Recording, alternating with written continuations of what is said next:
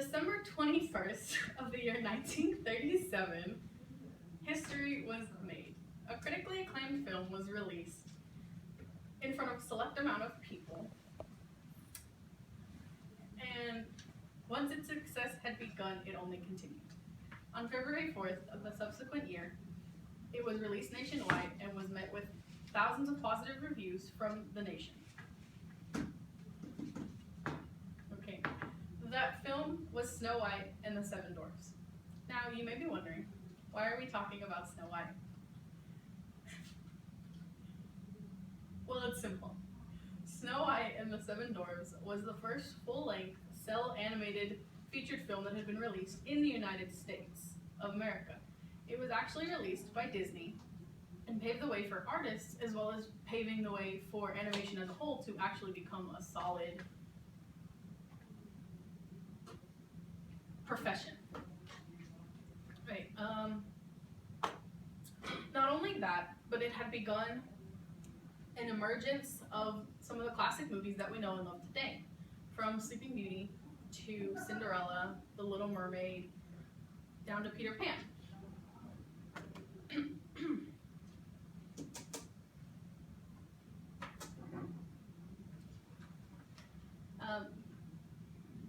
This was the classic 2D animation, which is cel animation. That is traditionally just hand-drawn, and while hand-drawn animation is gorgeous, it takes a very long time to complete. Beauty and the Beast, a movie that was released in 1991, ended up taking 2 years to complete. Aladdin started production in 1988, which was the year before The Little Mermaid came out, and that didn't get finished until 1992. Another example would be a recent short that was released around a couple of years ago titled Paperman. Paperman was released along with 2012's Wreck-It Ralph as the Disney short before the movie began. Paperman was 6 minutes and 47 seconds long, and it took around 14 months to complete. Now, Paperman was a combination of 2D animation and 3D animation. It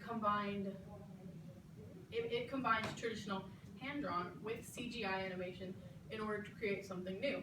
Because of that, this actually won the Oscar for the first time for a Disney short, at least, since 1969. Now, this brings me to my next medium of animation, 3D animation.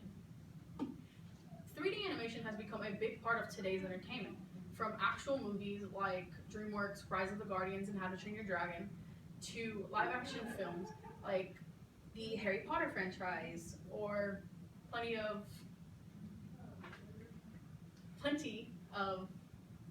just live-action films in general. In the Harry Potter films, in the third movie, Prisoner of Azkaban, there is these things called the Dementors. Those were completely done in CGI. And CGI is computer graphics, basically. And just like in the latest installment of the Harry Potter movies, Fantastic Beasts and Where to Find Them, that movie was done mostly in CGI due to the magical creatures that are in it. Another example of 3D animation in live action would be a movie that is coming out next year in 2017 that's going to be released by Disney. It's Beauty and the Beast, and it is a remake of the animated classic from 1991. The Beast is going to be done in animation, obviously, as well as the other various characters from the movie, like Lumiere, Cogsworth, Chip, so on and so forth. Most TV shows also use 3D effects, being Teen Wolf, Once Upon a Time, and American Horror Story. A lot of these shows really do use these animation effects.